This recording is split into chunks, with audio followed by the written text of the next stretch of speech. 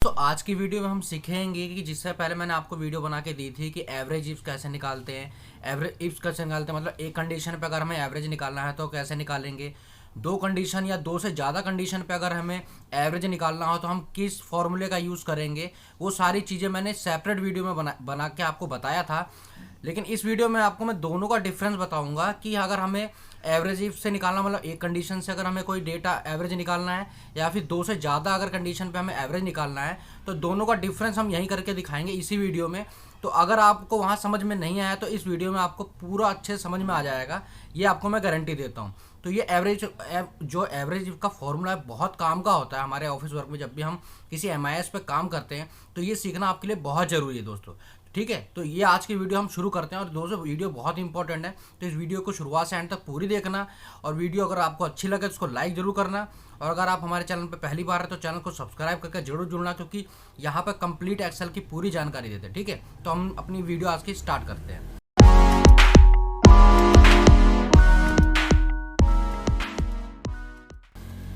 तो दोस्तों अभी आप देख रहे होंगे यहाँ पर मैंने एक टेबल ले रखी है। इस टेबल के अंदर कुछ डेटा है। ठीक है, अब यहाँ पर आप देख रहे होंगे मैंने कुछ कंडीशन लिखी, कंडीशन 1 एंड कंडीशन 2। तो अगर हमारे सामने को कंडीशन 1 अगर हमें निकालने की कंडीशन 1 के अकॉर्डिंग अगर हमें एवरेज निकालना है तो हम कैसे निकालेंगे। अगर आपको नॉर्मली कोई एवरेज निकालना है तो उसमें कोई कंडीशन नहीं दी होती और नॉर्मली आप वहाँ पर एवरेज का यूज़ करेंगे और आप वहाँ से आप जिस भी वैल्यू को आपको एवरेज निकालना है ईजिली आप निकाल सकते हैं। लेकिन जब कोई कंडीशन दी जाती है तो वहाँ पर कंडीशन कभी एक भी होती है कभी ज़्यादा भी हो सकती है।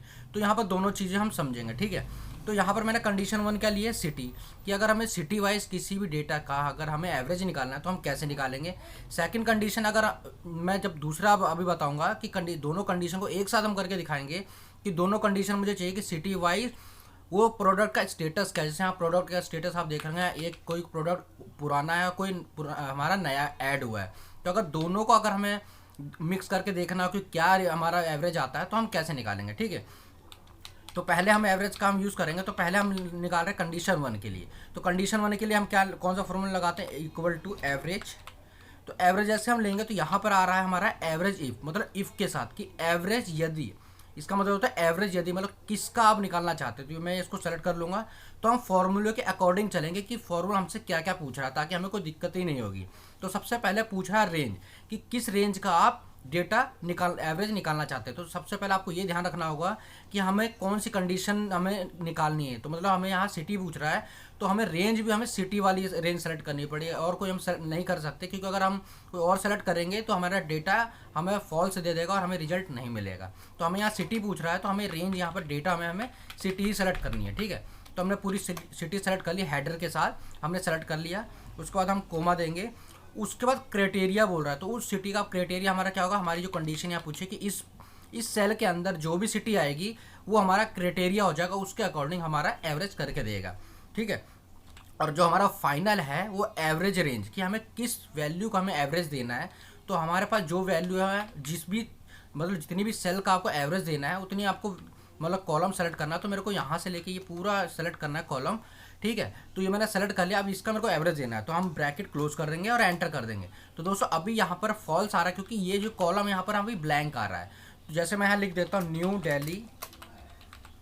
ठीक है, अब मैंने न्यू दिल्ली जैसे लिखा तो जो भी न्यू दिल्ली जितनी भी हैं उनका यहाँ पर एवरेज दे दिया कि क्या एवरेज है, न्यू दिल्ली के अंदर कितने प्रोडक्ट हैं उनका क्या एवरेज है।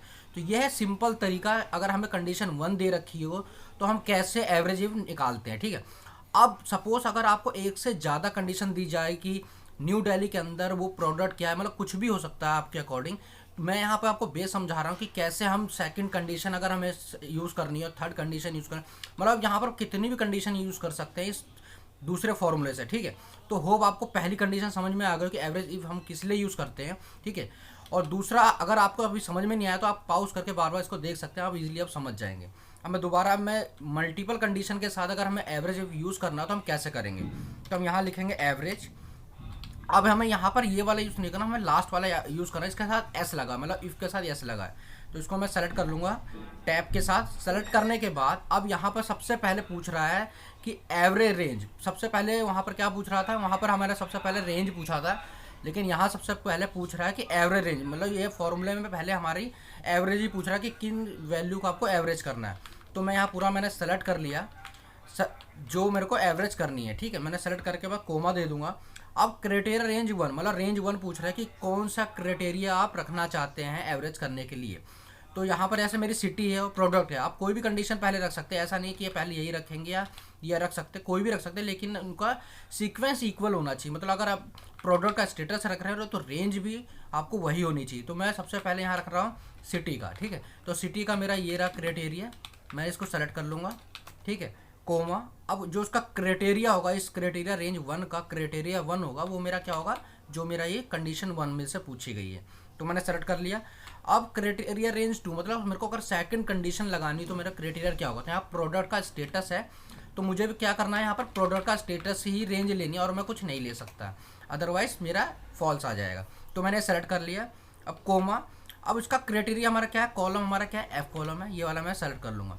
तो यहाँ तक हमारा काम कंप्लीट होगा। आगे भी पूछ रहा है रेंज 3 रेंज 4, वो तो है, अगर आपकी मल्टीपल कंडीशन आपसे पूछी जाए तब आप यहाँ पर और यूज़ करना, अदरवाइज आपकी 2 से काम हो गया तो आपको आगे बढ़ने की ज़रूरत नहीं है, ठीक है। यहाँ तक हो गया। अब मैं क्या करूँगा, ब्रैकेट क्लोज करूँगा और एंटर कर दूंगा।